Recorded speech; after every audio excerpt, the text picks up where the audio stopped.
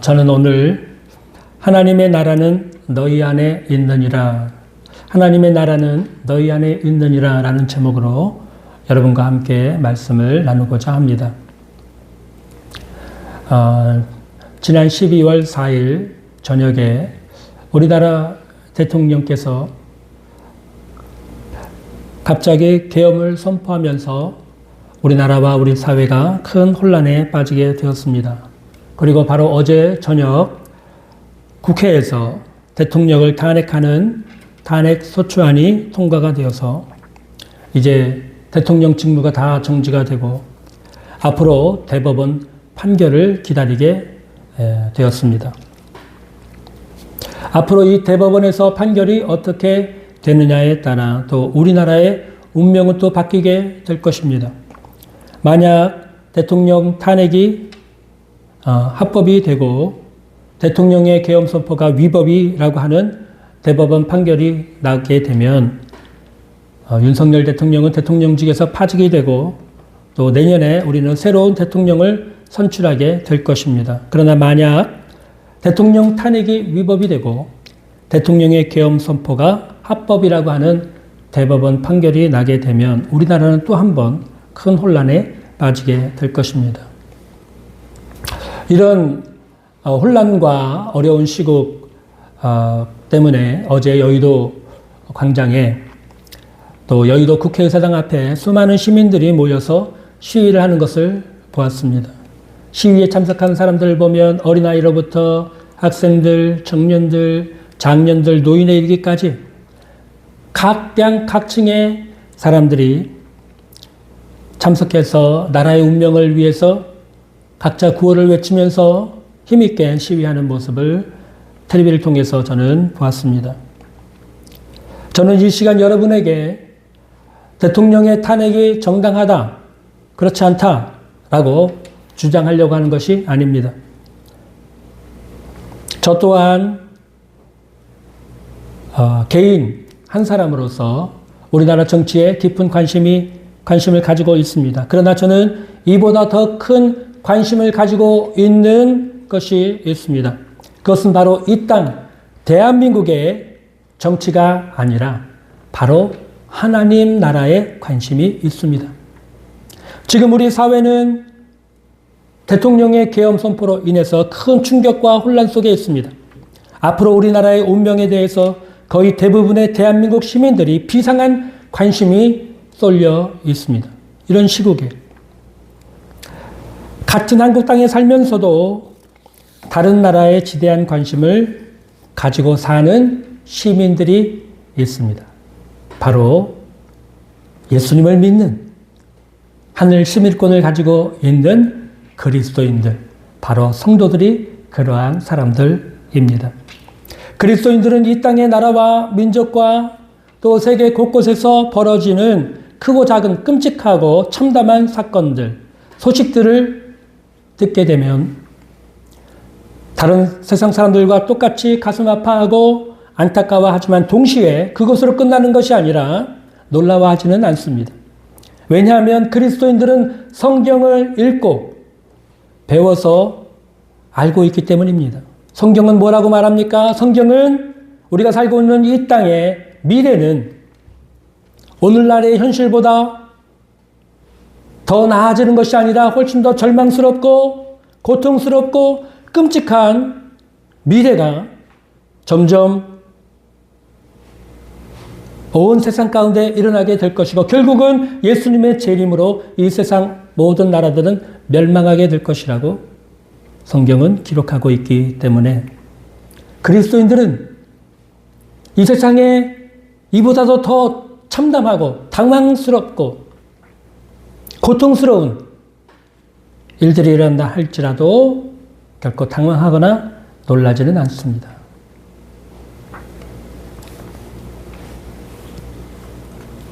저는 우리나라의 이 급변하는 정치적인 혼란과 상황 속에서 우리 그리스도인들은, 우리 교회는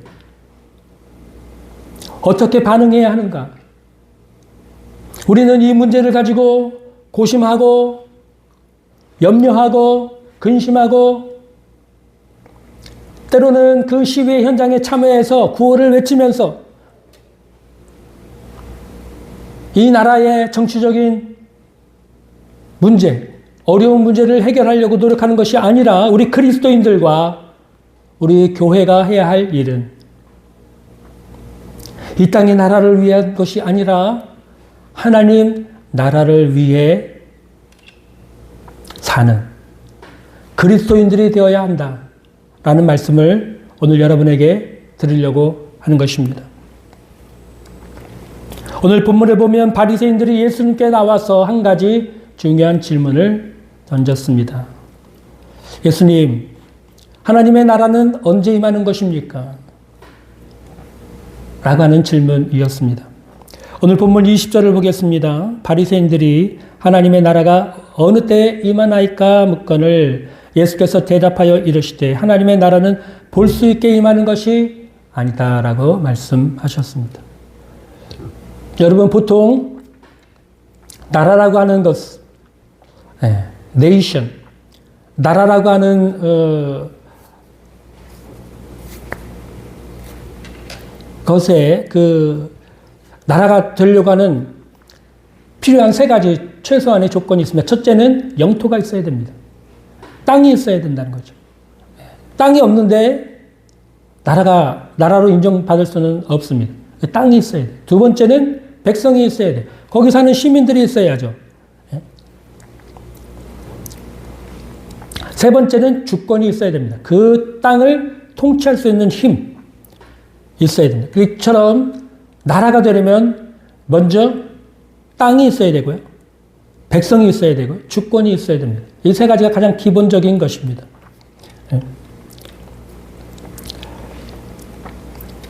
하나님의 나라는 무엇입니까? 하나님의 나라도 동일하게 이 세 가지 조건이 필요합니다. 영토가 있어야 돼요. 영토. 하나님의 나라의 영토는 무엇입니까? 천국입니다. 영적인 세상이에요. 영적인 세계예요. 눈에 보이는 세계가 아니에요. 천국이 우리가 눈에 보입니까? 보이지 않죠. 그러나 그것이 하나님이 다스리는 영토입니다. 하나님 다스리는 땅이에요. 영토예요.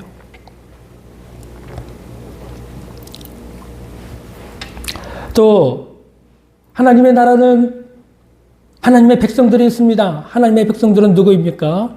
예수님을 구주로 믿는 오늘날의 그리스도인들이 바로 하나님 나라의 백성들입니다. 또 하나님 나라의 주권은 무엇입니까? 우리나라의 주권은 어디에 있습니까? 대한민국의 주권은 국민으로부터 나온다. 그렇게 헌법에 명시되어 있죠. 대한민국의 주권은 국민에게서 나옵니다.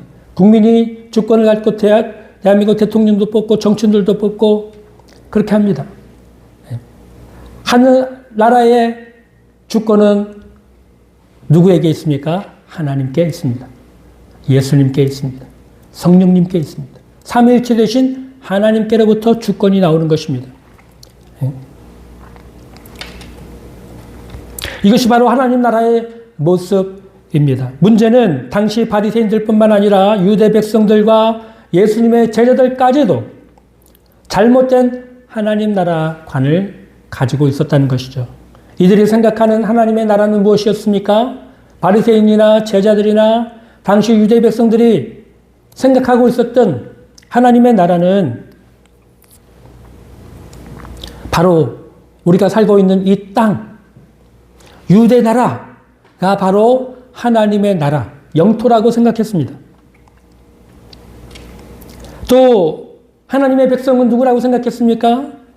유대 백성만이 하나님의 유일한 백성이고 백성이 될 자격이 있다고 그들은 생각을 했습니다.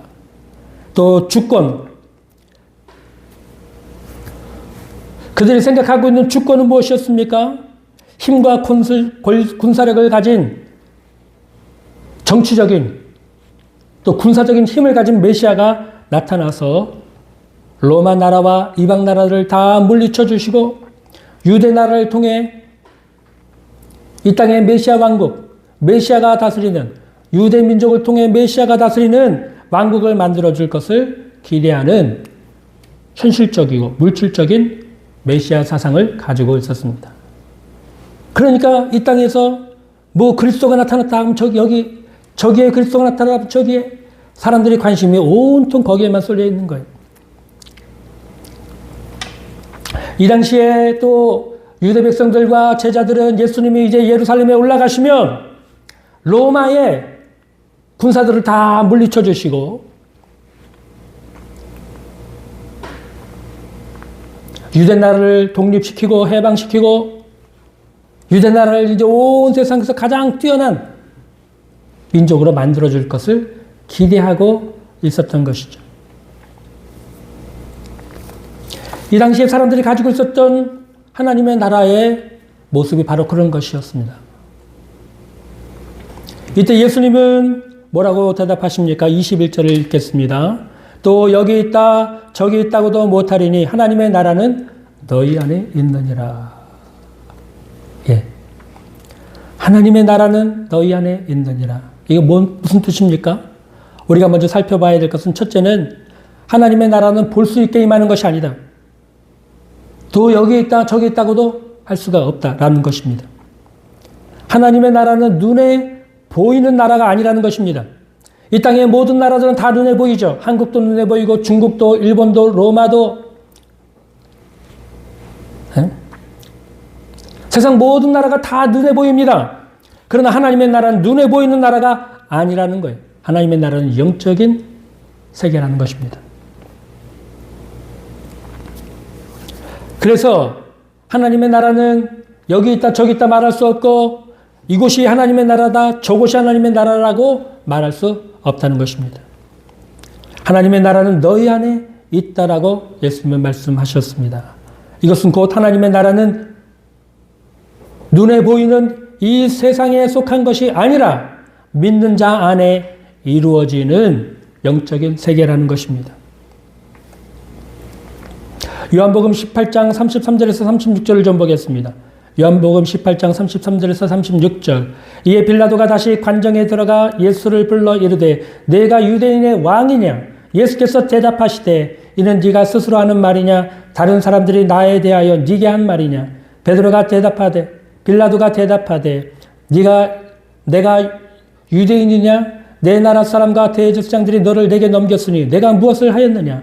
예수께서 대답하시되 내 나라는 이 세상에 속한 것이 아니니라. 만일 내 나라가 이 세상에 속한 것이었더라면 내 종들이 싸워 나로 유대인들에게 넘겨지지 않게 하였으리라. 이제 내 나라는 여기에 속한 것이 아니니라. 예수님이 뭐라고 말씀하십니까? 내 나라는 이 세상에 속한 것이 아니다. 예, 이 세상에 속한 것은 예수님의 다스리려고 하는 나라가 아니에요. 예수님이 다스리는 나라는 영적인 세계예요. 영적인 세계.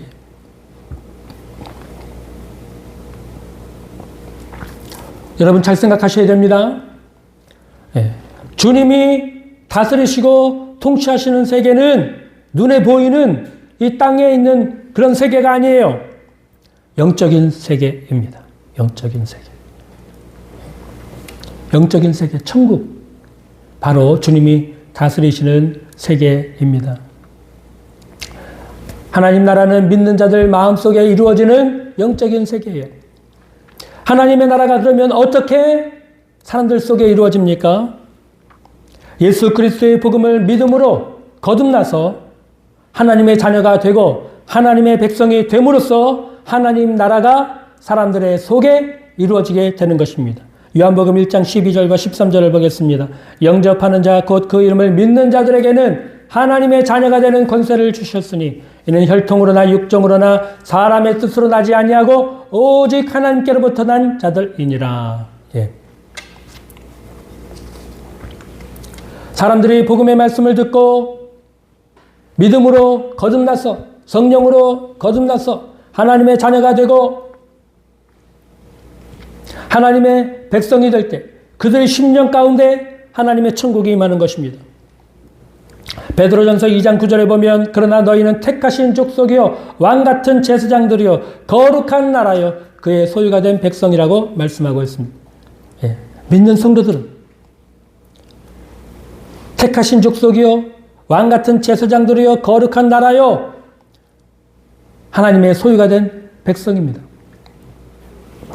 또 요한계시록 5장 9절에서 10절을 보겠습니다. 그들이 새 노래를 불러 이르되 두루마리를 가지시고 그 인봉을 떼기에 합당하시도다. 일찍이 죽임을 당하사 각 족속과 방언과 백성과 나라들 가운데서 사람들을 피로 사서 하나님께 드리시고 그들로 우리 하나님 앞에서 나라와 제사장들을 삼으셨으니 그들이 땅에서 왕노릇 하리로다. 아멘. 예. 예수님이 2000년 전에 이 땅에 오셔서 십자가에서 피 흘려 죽으심으로 죄인들의 죄를 다 문제를 해결해 주셨습니다. 하나님께서 한 가지 조건을 거치면서 누구든지 예수 그리스도를 구주로 믿고 영접하는 사람은 구원받고 모든 죄를 사함받고 하나님의 자녀가 되고 천국 백성을 만들어 주시겠다고 하나님 말씀하신 것입니다. 그러므로 오늘날도 이 복음의 말씀을 듣고 예수님을 구주로 믿고 영접하게 되면 그 순간 성령께서 우리 심령 가운데 오셔서 믿음으로 거듭나게 만들어 주시고 하나님의 자녀가 되게 하시고 하나님의 백성이 되는 하늘 시민권을 우리에게 주시는 것입니다. 그것이 바로 이 영적인 세계에서 일어나는 놀라운 일입니다. 하나님 나라의 일입니다. 하나님의 나라는 이렇게 이루어지는 것입니다. 사람들의 심령을 복음의 말씀을 통해서 믿음으로 거듭나게 하시고 성령으로 거듭나게 하시고 새 사람을 만들어 주시는 것입니다. 죄인이 의인이 되는 것입니다. 마귀의 자녀가 하나님의 자녀가 되는 것입니다. 세상 백성이 하나님의 백성이 되는 것입니다. 이것이 하나님 나라의 일입니다. 하나님의 나라는 바로 이런 나라인 것입니다. 또 하나님의 나라는 영적인 나라인데 이 나라는 어떻게 이루어집니까? 성령의 능력으로 귀신을 쫓아내고 병자를 고치고 복음을 전함으로써 하나님의 나라가 사람들에게 임하게 됩니다. 마태복음 12장 28절입니다. 그러나 내가 하나님의 성령을 힘입어 귀신을 쫓아내는 것이면 하나님의 나라가 이미 너희에게 임하였느니라. 성령을 힘입어서 귀신을 쫓아내면 하나님의 나라가 임한 것이라는 것입니다. 귀신이 쫓겨나가고 마귀의 권세가 깨어지고 세상의 권세가 깨어지고 흑암의 권세가 깨어지고 병마의 권세가 깨어지고 죄악의 사슬이 끊어지고 성령의 능력으로 그 사람을 정복하게 되면 하나님의 나라가 임한다는 거예요. 우리가 살고 있는 이 세상은 마귀와 죄가 다스리고 병이 사람들을 붙들고 고통을 주고 있는 세상입니다. 세상 어디를 가도 죄가 있고 세상 어디를 가도 여러분 질병으로 고통하는 사람들이 있습니다. 그러나 예수님이 오셔서 성령의 능력으로 귀신을 쫓아내고 병든 자를 고치시고 복음을 전했을 때 사람들에게서 마귀가 떠나가고 병이 사라지고 죄에서 사람들이 구원을 받게 되었습니다. 이처럼 하나님의 나라는 성령에 의해서 죄와 마귀의 권세를 깨트리고 사람들을 구원해내는 영적인 나라인 것입니다. 그런 나라가 교회를 통해서 오늘날도 이 땅에 이루어져 가고 있고 또 그런 일들이 일어나고 있는 것입니다. 누가복음 13장 10절에서 16절을 보겠습니다. 누가복음 13장 10절에서 16절. 예수께서 안식일에 한 회당에서 가르치실 때에 18해 동안이나 귀신 들려 앓으며 꼬부라져 조금도 펴지 못하는 한 여자가 있더라. 예수께서 보시고 불러 이르시되 여자여 네가 네 병에서 놓였다 하시고 안수하시니 여자가 곧 펴고 하나님께 영광을 돌리는지라. 회당장이 예수께서 안식일에 병 고치신 것을 분내어 무리에게 이르되 일할 날이 엿새가 있으니 그 동안에 와서 고침을 받을 것이요 안식일에는 하지 말 것이니라 하거늘 주께서 대답하여 이르시되 외식하는 자들아 너희가 각각 안식일에 자기의 소나 나귀를 외양간에서 풀어내어 이끌고 가서 물을 먹이지 아니하느냐. 그러면 18해 동안 사탄에게 매임받은 이 아브라함의 딸을 안식일에 이 매임에서 푸는 것이 합당하지 아니하냐. 예수님은 18년 동안 귀신 들려 앓으며 꼬부라져서 조금도 펴지 못하는 이 여자가 사탄에게 매여서 고통을 받고 있었다라고 말씀하고 있는 것입니다.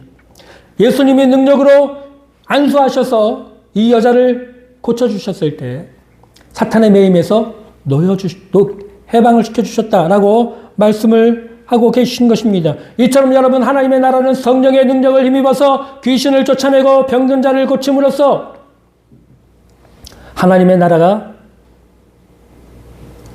임하는 것이 바로 영적인 세계에서 하나님 나라에서 일어나고 있는 놀라운 일들입니다. 고린도전서 4장 20절에 하나님의 나라는 말에 있지 아니하고 오직 능력에 있다고 사도 바울은 말씀했습니다. 말을 아무리 많이 해도 여러분 귀신이 쫓아나갑니까? 말을 아무리 잘한다고 해도 여러분 병이 낫습니까? 그렇지 않아요. 그래서 제가 예전에도 자주 말씀을 드렸는데 한국 교회에 성령의 능력이 사라지고 권능이 사라지고 예수 이름의 능력이 사라지니까 그 이후에 교회 안에 유행하게 유행처럼 들어온 것이 퍼진 것이 무엇입니까? 긍정적인 생각입니다. 긍정적인 말을 하라는 거예요. 그럼 그렇게 된다는 것입니다. 여러분 이거는 일반 사회에서도 사용하고 있는 최면요법이라는 게 있어요. 최면요법. 자기 스스로를 계속해서 좋은 말로 최면을 걸어서 소망을 갖게 하고 위로를 갖게 하고 힘을 내게 하는 그런 방법이에요. 사회적인 최면요법이에요. 사람들은 소망적인 얘기를 좋아하니까 계속 그런 얘기를 들려주는 거예요. 그럼 정말 나중에는 자신 스스로가 최면에 걸려서 쇠뇌가 되어서 정말 그렇다고 생각하는 그런 단계까지 이르게 된다는 것이죠. 그게 사회적인 현상에서 사회학자들이 사용하는 방법이에요. 기독교를 마치 이렇게 만들어버리는 것입니다. 긍정적인 생각, 긍정적인 말.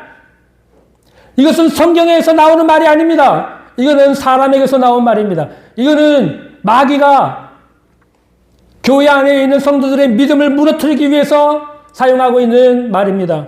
여러분, 긍정적인 생각, 긍정적인 말. 큰 교회, 유명한 교회 목사님들도 자주 그런 말씀을 하셨는데 여러분 잘못된 것입니다. 성경이 아니에요. 성경 말씀이 아니면 진리가 아닙니다. 우리가 진리가 아닌 것은 듣지 말아야 됩니다. 따르지 말아야 됩니다. 예? 긍정적인 생각, 긍정적인 말. 여러분 긍정적인 생각을 한다고 귀신이 떠나갑니까? 긍정적인 말을 한다고 여러분의 병이 낫습니까? 그렇지 않아요. 성경을 보십시오. 예수님이 병자를 어떻게 고치십니까? 내 믿음이 너를 구원하였느니라고 말하지 않습니까? 구원과 긍정적인 생각은 다른 것입니다. 구원과 긍정하는 말은 다른 것입니다. 우리는 믿음을 가져야 하는 것입니다.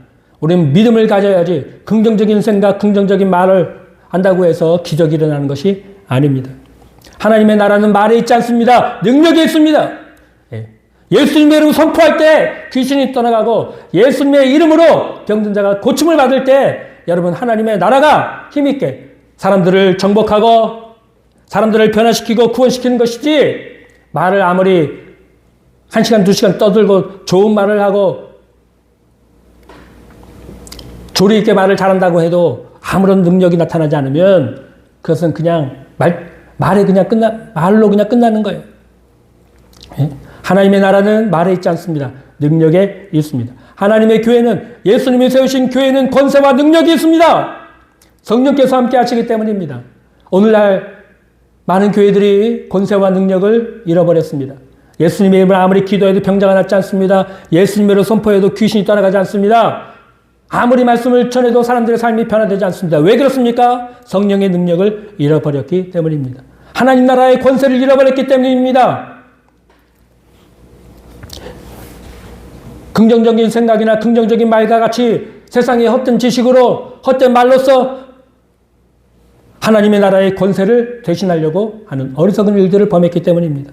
그래서 하나님의 권세가, 성령의 권세가, 예수님의 권세가 오늘날 현대교회에서 많이 사라져 버렸습니다. 참으로 안타까운 일이죠. 그러나 여러분, 하나님의 나라는 말에 있지 않습니다. 하나님의 나라는 오직 능력에 있습니다. 성령의 능력이 나타나고 성령의 권세가 나타나야지 병든 자가 고침을 받고 귀신이 쫓겨나고 사람들이 구원받고 변화를 받습니다. 하나님의 나라는 영적인 일인 거예요. 또 하나님의 나라는 사람들에게 의와 평강과 희락을 주기 때문에 영적인 나라입니다. 로마서 14장 17절을 보겠습니다. 하나님의 나라는 먹고 마시는 것이 아니요 오직 성령 안에 있는 의와 평강과 희락이라고 말씀하고 있습니다. 여러분, 예수님을 구주로 믿고 성령을 받아서 생활하게 되면 삶이 경건하고 거룩해집니다. 또 마음의 기쁨과 평강이 넘쳐나게 됩니다.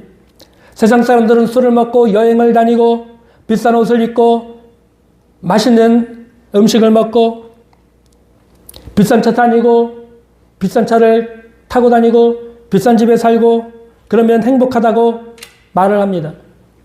그러나 예수 믿는 성도들은 그런 것이 없어도 행복할 수 있습니다. 왜냐하면 성령께서 내 안에 들어오시면 내 안에 날마다 기쁨과 평강이 샘솟기 때문입니다. 찬송이 저절로 나오는 것입니다. 아침에 일어나면 찬송이 나오고 무슨 일이 있어도 마음속에 평강이 있고 기쁨이 있는 것입니다. 걱정과 근심이 다 사라집니다. 우울증, 조울증, 공황장애가 사라집니다. 의심과 불안과 시기심이 다 사라집니다. 로마서 8장 6절에 육신의 생각은 사망이요 영의 생각은 생명과 평안이라고 했습니다. 여러분의 지금 마음과 생각은 어떠십니까? 여러분의 마음은 편하십니까? 여러분의 마음속에는 기쁨이 있습니까? 그렇다면 여러분 속에 성령이 들어와 계신 것입니다. 하나님의 은혜가 여러분 속에 들어와 있는 것입니다. 그러므로 여러분, 성도 여러분들은 성령을 받아서 마음이 새롭게 변화를 받아야 합니다. 이 땅의 일로 괴로워하거나 집착하지 마십시오. 성령을 받아서 생활이 의로워지고 거룩해지고 경건해지시기를 바랍니다. 성령을 받아서 여러분 마음속에 기쁨과 평안이 넘치게 되시기를 주님의 이름으로 축복합니다. 그러므로 하나님의 나라는 영적인 나라입니다. 눈에 보이는 게 아니라는 거예요. 제가 기도원에서 만났던 어떤 한 자매가 있습니다. 기도원에서 제가 한참 찬양 인도를 하고 있을 때 요 앞자리에 앉아가지고 예배를 참석하는 자매가 있었는데 그 모습 자체가 너무 어두워 보였어요. 얼굴도 시까맣고 머리도 시까맣고 거기 자매가 풍기고 있는 그 분위기도 너무 어두웠어요. 나중에 알고 보니까 이 자매가 우울증이 깊이 빠져서 자살하려고 기도원에 왔대요. 근데 이 자매가 예배 시간마다 참석을 합니다. 맨 앞자리에 앉아가지고 찬양을 부르지도 않고 사람들 막 박수 치면서 찬양을 하는데 박수도 안 치고 가끔씩 땅바닥 쳐다보다가 가끔씩 눈을 들어서 저하고 눈이 마주칩니다. 그러면 눈이 그냥 새까매요. 예? 눈이 새까만데 그 눈으로 저를 쳐다봅니다. 예. 저는 아무 마음에 부딪혀오는 게 없죠. 예. 그냥 저는 열심히 찬양만 합니다. 막 기뻐서 좋아서 막 찬양합니다. 근데 그 자매는 막 어두워요. 예.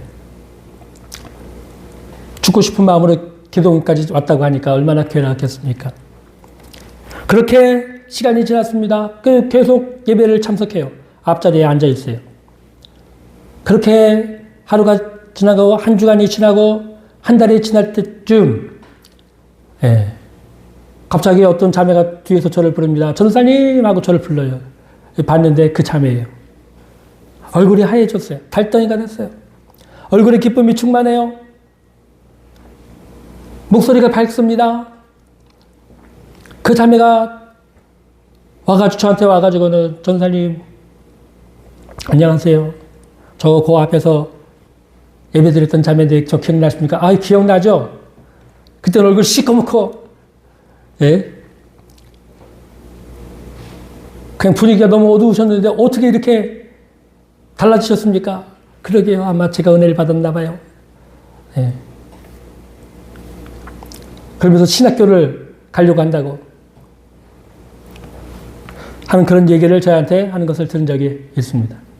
은혜를 받고 사람이 성령을 받게 되면 그 마음속에 근심과 걱정이 사라지고 마음의 기쁨과 평안이 넘치게 되는 것입니다.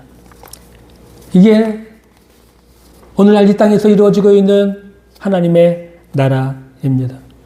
그런데도 오늘날 많은 그리스도인들이 이 땅에 하나님의 나라를 세우려고 눈에 보이는 하나님의 나라, 눈에 보이는 이 땅에 하나님의 나라를 세우려고 노력을 하고 있습니다.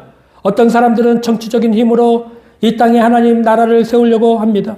그래서 기독교 정당을 만들고 또 시민들이나 아니면 성도들을 모아서 시위를 하고 정치적인 모임이나 단체를 만듭니다. 국가나 정부의 새로운 법을 만들거나 또 만들지 못하게 하는 그런 힘을 행사하면서 이 땅에 하나님의 나라를 만들어 가려고 노력을 하고 애를 씁니다. 이것은 잘못된 것입니다. 우리가 과거의 역사를 돌아볼 때 기독교가 로마 국교로 선언된 이후 중세 교회 시대에는 기독교가 이 땅의 정치 권력을 가지고 이 세상 나라를 하나님의 나라로 만들려고 노력하면서 수많은 잘못과 잘못된 과오들을 범했죠. 그 결과 오늘날 정치와 종교는 분리되어야 한다고는 정교 분리의 대원칙이 세워졌습니다. 그렇게 된 가장 중요한 이유는 기독교가 정치 권력을 가지고 이 땅을 하나님의 나라로 만든다고 하면서 수많은 잘못을 저질렀기 때문입니다. 중세 십자군 전쟁이라든가 마녀 사냥이라든가 세상 권력을 잡기 위해서 세상에 세워진 왕과 대립하고 싸우고 전쟁을 하면서 죄 없는 수많은 사람들의 목숨을 잃고 피를 흘렸습니다. 이런 이유들로 오늘날 정치와 종교는 분리되어야 한다는 정교 분리의 대원칙이 세워졌습니다. 그럼에도 불구하고 오늘날 우리 사회에 정교 분리의 이 대원칙을 깨고 기독교를 정치화해서 힘을 얻고 나라를 개혁하려고 하는 사람들이 우리 주변에 많이 있습니다. 그 전에 몇 년 전에 저희 교회에 왔던 한 전도사님도 목사님 설교 시간에 정치 얘기 좀 해달라는 거예요. 지금 사회가 이렇게 잘못되고 어지럽고 심각한 문제를 가지고 있는데 왜 정치 얘기는 하지 않고 왜 회개하라고 말만 하시냐고 저한테 따지셨던 전도사님 한 분이 계셨는데 결국은 정치 얘기 잘하는 어떤 한 목사님 교회로 가셨어요. 이런 분들은 여러분 하나님의 나라가 이 세상 나라가 아니라 영적인 나라라는 것을 이해를 못한 분들입니다. 설교 시간에 목회자들이 강단에서 정치적인 발언을 하고 성도들의 생각에 정치적인 영향을 미치고 하는 그런 설교를 하는 분들은 잘못된 것입니다. 목회자는 성도들에게 정치적인 영향력을 주는 사람이 아니라 만약 그런 일을 하려고 한다면 정치인들이 훨씬 더 잘하겠죠. 목회자는 말씀을 읽고 가르치고 진리의 말씀을 깨닫고 순종하도록 성도들을 돕는 사람입니다. 목회자는 그 일을 해야 하는 사람이에요. 목회자가 설교 시간에 정치 얘기를 하는 것은 바르지 않습니다. 만약 그런 일을 하려고 한다면 목회를 그만두십시오. 그리고 정치를 하십시오. 그러면 됩니다.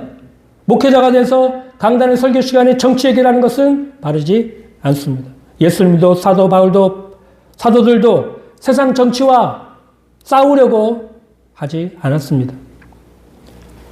또한 성경은 세상 정치에 대해서 언급하지도 않고 있습니다. 왜냐하면 하나님의 나라는 이 세상 정치와 이 땅의 나라와 관련이 없기 때문입니다. 요즘 우리 사회에 사람들의 관심이 온통 대통령 탄핵에 쏠려 있습니다. 심지어 교회와 목회자와 성도들까지도 이 일에 지대한 관심을 갖고 있고 또 현장에 나가서 시위까지 하고 있는 분들도 생겨나고 있습니다. 그리스도인들은 그런 일을 하는 사람들이 아닙니다. 그런 일은 세상 일이요 하나님 나라의 일이 아니기 때문입니다. 세상 일은 세상 사람들에게 놔두십시오. 그리스도인 여러분은 하나님의 나라에 동참하고 하나님 나라에 힘쓰는 여러분 되시기를 바랍니다. 하나님의 나라의 일은 영적인 일입니다. 여러분 마음 가운데 예수 그리스도를 구주로 믿고 영접하는 일입니다. 성령을 받아서 병자를 고치고 귀신을 쫓아내고 사람들에게 다가가서 복음을 전하는 일입니다. 또 성령을 받아서 마음의 변화가 되고 의롭고 기쁨과 평강이 넘치는 삶을 사는 것입니다. 이것이 하나님 나라의 일입니다. 성령을 받으면 죄인이 의인이 됩니다. 깨어진 가정이 경건한 가정으로 회복됩니다. 병자들이 고침을 받고 하나님의 나라가 이 땅에 임하게 됩니다. 그리스도인들이 사회에 나가면 사회의 빛과 소금의 역할을 감당하게 되고 사회는 경건하고 의롭고 공의로운 사회로 변하게 됩니다. 그 일을 하라고 하나님은 우리를 부르신 것입니다. 우리 그리스도인들은 이 일을 해야죠. 이 땅의 나라의 정치적인 관심을 가지고 이 땅에 하나님의 나라를 이루려고 노력해서는 안 되는 것입니다. 우리 예수 믿는 성도들은 성령을 받아서 바로 이 일을 해야 합니다. 병든 자를 고치고 위로하고 귀신을 쫓아내고 복음을 전하고 사람들을 구원하고 치유하고 가정을 회복시키고 경건하고 어려운 사람들로 만들고 사회를 경건하고 어렵게 만드는 그런 일을 하는 사람들이 바로 우리 그리스도인이어야 합니다. 그것이 바로 하나님 나라의 일을 하는 것입니다.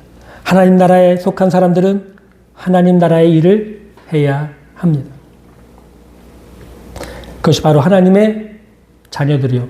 하나님의 백성들이 해야 될 일인 것입니다. 함께 기도하겠습니다.